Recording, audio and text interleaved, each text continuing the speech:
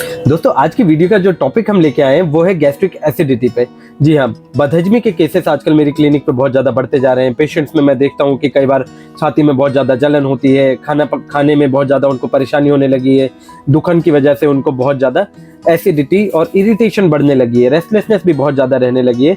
और ये सिम्टम अगर लंबे समय उनको रहते हैं तो उनको बहुत ज़्यादा वीकनेस, लथार्जी और इसी के साथ साथ सर में दर्द, चक्कर के सिम्टम्स भी उनमें कई बार देखने को मिलते हैं। ये बाधी के सिम्टम्स क्यों इतने ज्यादा बढ़ जाते हैं? तो इनके कारणों में सबसे पहली जो कंडीशन है वो है खान पान। जी हाँ, आजकल खान पान की परेशानियों की वजह से लोगों में इस तरह के सिम्टम्स बढ़ने लगे हैं और साथ साथ उनको ये दिक्कतें लिवर फंक्शंस में दिक्कत की वजह से भी आने लगी है। यहाँ स्ट्रेस भी इसके एक कारण के रूप में हम आइडेंटिफाई कर सकते हैं, क्योंकि जितना ज्यादा पेशेंट इरिटेट होगा, स्ट्रेस में होगा, लिवर उतना ही डिस्कम्फर्ट में काम करेगा। उसको काम करने के लिए एक आपकी बॉडी का बिल्कुल हार्मोनिक रिएक्शन चाहिए होता है, जो हम उसको अगर ना दे पाए तो कई बार वो डिस्पेप्सिया में इस सिम्टम को कन्वर्ट कर देता है। तो आगे बढ़ते हैं वीडियो को लेके और जानते हैं ऐसी क्या चीजें हैं जिनसे हम इस कंडीशन को रिस्टोर कर सकते हैं। जी हाँ, इसमें आराम लिया जा सकता है और इसको होने से दोबारा रोका जा सकता है। तो मैं डॉक्टर हेमेंद्र एक बार फिर आप सभी का स्वागत करता हूं अपने यूट्यूब चैनल पे, और मैं वीडियो में आपके लाइक, शेयर और सब्सक्राइब का भी इंतजार करता रहता हूं। और इसी के साथ साथ आपके कमेंट्स भी मेरे लिए बहुत ज़्यादा ज़रूरी हैं दोस्तों। उसी से मेरी वीडियो आगे प्रोलिफरेट कर पाएंगी, आप लोगों तक पहुंचेंगी, तो आप लोगों को उस चीज़ के लिए मुझे लाइक, शेयर और सब्सक्राइब जरूर देना होगा। तो दोस्तों, अगर आपको एसिडिटी है या बदहजमी के सिम्टम बहुत लंबे समय से आपके शरीर पर असर डाल रहे हैं, तो ये बहुत ज़्यादा वीकनेस पैदा कर सकता है। और इस वीकनेस के कारणों के बारे में अगर हम बात करें तो एसिडिटी की वजह से बॉडी खान पान को एसिमिलेट नहीं कर पाती, यानी कि एब्जॉर्ब नहीं कर पाती। और अगर सही तरह से न्यूट्रिशन का एब्जॉर्प्शन नहीं होगा तो बॉडी को न्यूट्रिशनल डेफिशिएंसी की वजह से बहुत ज़्यादा फटीग से होकर गुजरना पड़ेगा, स्ट्रेंथ की कमी शरीर में फील होगी। इसी के साथ साथ चक्कर बहुत ज़्यादा आते हैं, सर दर्द बहुत ज़्यादा फील होने लगेगा, आंखों के सामने लोगों को अंधेरा छाने लगता है कई बार। तो कई बार हम इन सिम्टम्स को इग्नोर करते हैं कि ऐसा हो क्यों रहा है, लेकिन कहीं ना कहीं हमारी बॉडी इस तरह के एसिडिक चेंजेस से अगर होकर गुजर रही है तो ये सभी सिम्टम तो बहुत छोटी मोटी चीज़ें हैं। आपको आंतों में अल्सर भी हो सकते हैं, उसी के साथ साथ गैस्ट्रिक एसिडिटी की वजह से इन्फ्लेमेशन अगर ज़्यादा हो जाए तो डायरिया या आईबीएस के सिम्टम भी बहुत लंबे समय से लोगों को झेलने पड़ सकते हैं। तो यहाँ इसके रेस्टोरेशन के बारे में हम अगर बात करें तो आपको मैनेजमेंट के तौर पे बहुत सारी चीज़ें हैं जिनको फॉलो करने में इसमें आराम मिल सकता है। जी हाँ, तो सबसे पहली चीज़ जिसके बारे में हम यहाँ बात करें वो है फाइबर रिच डाइट।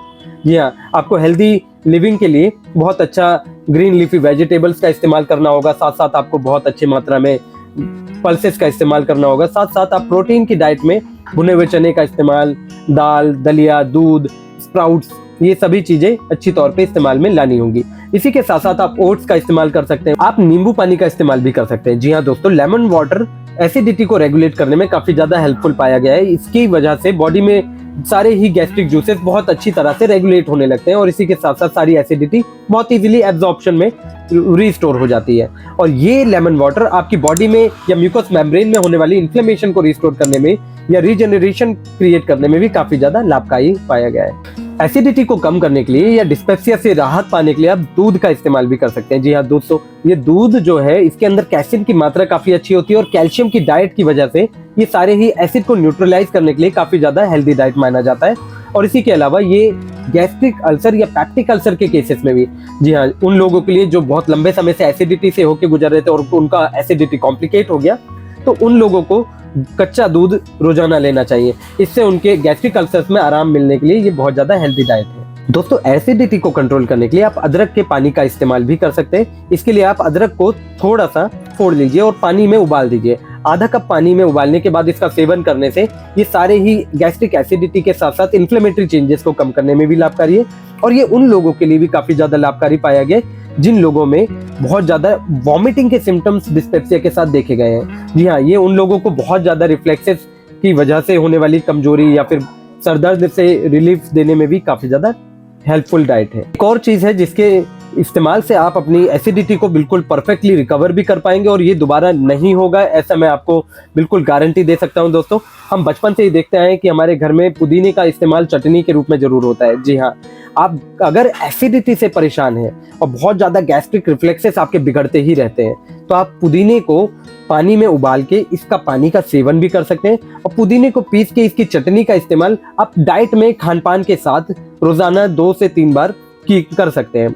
और इसी के सेवन से आपको काफ़ी अच्छा बिलियरी फंक्शन मेंटेन होने में हेल्प मिलेगी। साथ ही साथ पैंक्रियाटिक जूसेस भी काफ़ी अच्छे रेगुलेट होंगे। और ये मिंट जो है वो आपकी म्यूकोसल मेम्ब्रेन यानी कि गैस्ट्रिक लेवल पे फ्लोरा में जो म्यूकस मेम्ब्रेन की लेयर है उसको रिलीव करने में और इन्फ्लेमेशन को कम करने में ये बहुत ही अच्छी डाइट है। जी हाँ दोस्तों, ये मिंट इतने ज़्यादा लाभों के साथ आपके लिए अवेलेबल है कि ये अगर आप किसी भी तरह के इन्फ्लेमेटरी चेंजेस में इस्तेमाल करना चाहते हैं तो बेशक करें, और ये बहुत ज़्यादा फायदेमंद आपके लिए होने वाला है। दोस्तों इसके अलावा कुछ रिजीम के बारे में बात करें तो आपको पानी की मात्रा प्यास थोड़ा सा बढ़ाना होगा। 3 से 4 लीटर पानी आपको पर डे जरूर पूरे दिन में इस्तेमाल करना होगा। और इसी के साथ साथ आप कोकोनट वाटर का इस्तेमाल करें, सैलेड्स का इस्तेमाल जरूर करें। फाइबर रिच डाइट आपकी बढ़ेगी तो आपकी एसिडिटी रेगुलेट होने में ये भी हेल्प बहुत ज़्यादा अच्छे से करेगा। और इसी के अलावा उन डाइट से आपको बचाव रखना होगा जिनमें आपको बहुत ज़्यादा इरिटेट हो जाता है गट एक्टिविटी। जी हाँ, वो चीज़ें जिससे आपकी पैंक्रियाटिक जूसेस या बिलियरी फंक्शंस बिगड़ सकें, जैसे कि बहुत ज़्यादा बादी खान पान जैसे बैंगन हो गया, गोभी हो गया, या फिर बाहर का तला भुना खान पान, जंक फूड, ये सभी पैकेटेड फूड्स भी आपको अवॉइड करने होंगे। इसमें प्रिजर्वेटिव्स की जो मात्रा अवेलेबल है दोस्तों, ये आपके पेट के लिए बिल्कुल भी अच्छा नहीं है, ये हानिकारक ही होते हैं। कभी कभार की बात अलग है, लेकिन रोज़ाना का आपको अगर इस्तेमाल में आपको ये लाना होता है तो आपको बिल्कुल मैं सजेस्ट नहीं करूँगा, ये आपको छोड़ना ही होगा। इसके अलावा आपको बहुत ज़्यादा शुगर डाइट का भी इस्तेमाल कम करना होगा। ये शुगर डाइट आपके कोल्ड ड्रिंक में हो सकती है, पेस्ट्रीज में हो सकती है, जितने भी बहुत सारे चॉकलेट्स आजकल मार्केट में अवेलेबल हैं। साथ ही साथ हम यहाँ बेवरेजेस के अलावा बात करें तो जितने भी पैकेटेड जूसेस आते हैं इनमें भी बहुत अच्छी मात्रा में शुगर अवेलेबल होता है। तो कैंडीज, ये सब चीज़ें जो भी आपकी आर्टिफिशियली शुगर से बनी हुई हैं, आपको ये सब चीज़ें छोड़नी ही होंगी। यहाँ एसिडिटी के कारणों में कई बार मैं अपने पेशेंट्स में देखता हूँ कि उनके लिविंग स्टाइल का भी बहुत ज़्यादा रोल होता है। मैं देखता हूँ कई बार वो खाना खाते ही बिस्तर पे चले जाते हैं, रेस्ट करने लगते हैं या सोने चले जाते हैं। तो ऐसा करने से भी आपको दोस्तों बचना होगा। इसके लिए आपको खान पान के बाद कुछ देर के लिए थोड़ा वॉक जरूर करना होगा। इससे आपकी एसिडिटी रेगुलेट होगी, साथ साथ आपका डाइजेशन भी इम्प्रूव होगा। और कई बार इस तरह की एक्टिविटी से आपका मेटाबॉलिज्म भी शूट होके काफ़ी अच्छा हेल्प करता है आपकी बॉडी में जमने वाले फैट्स को कम करने में। तो जी हाँ, आपको वॉक करने से ये सारे ही लाभ होने वाले हैं, तो क्यों ना किया जाए। रोजाना आप खाने के बाद दोनों समय, बल्कि तीनों ही टाइम आप इस तरह की एक्टिविटी जरूर करें। और इसी के अलावा आप कुछ योगा पोजेस भी कर सकते हैं जिनसे आपको ये एयर रिलीजिंग एक्सरसाइजेस काफ़ी ज़्यादा हेल्पफुल हो जाएंगी। आपको अल्कोहल का इंटेक और स्मोकिंग भी कम करनी होगी। इन सब चीज़ों से भी आपका बिलियरी फंक्शन बिगड़ सकता है और साथ साथ आपको इंटरनल म्यूकोजल इन्फ्लेमेशन बढ़ सकती है। ये अल्कोहल इंटेक आपको अंदर से कमजोर करके आंतों को कमजोर कर देता है, और जितना भी आपका पेरिस्टाल्टिक मूवमेंट है अगर वो कमजोर हो गया तो बाइल जूसेस और पैंक्रियाटिक जूसेस बहुत ज़्यादा नुकसान आपको दे सकते हैं। तो जी हाँ, आज ही आप अल्कोहल और स्मोकिंग को त्याग दें। होम्योपैथी में भी बदहजमी से बचने के लिए और ब्लॉटिंग को कम करने के लिए काफ़ी अच्छी दवाइयाँ अवेलेबल हैं। जी हाँ, कई बार मैं पेशेंट्स में देखता हूँ कि उनको बहुत ज़्यादा एसिडिक चेंजेस अगर हो रहे थे तो उनको मेडिसिन लेने से इमीडिएट रिस्पॉन्सेस भी कई बार देखने को मिलते हैं। तो यहाँ 2 मेडिसिन में ऐसी आपको आज बताऊंगा जो आपके सारे ही एसिडिक रिस्पॉन्सेस को कंट्रोल करने में और इंडाइजेशन को इम्प्रूव करने में काफ़ी ज़्यादा हेल्पफुल हो जाएंगी। तो पहली मेडिसिन जिसके बारे में मैं बात कर रहा हूँ वो होम्योपैथी में स्टमक का मास्टर ब्लास्टर है। जी हाँ, ये सारे ही डायरेक्शंस में होने वाली डिजीजेस यानी कि मल्टी डायमेंशनल मेडिसिन है जो हर तरह के सिम्टम्स को कवर कर सकता है पेट के।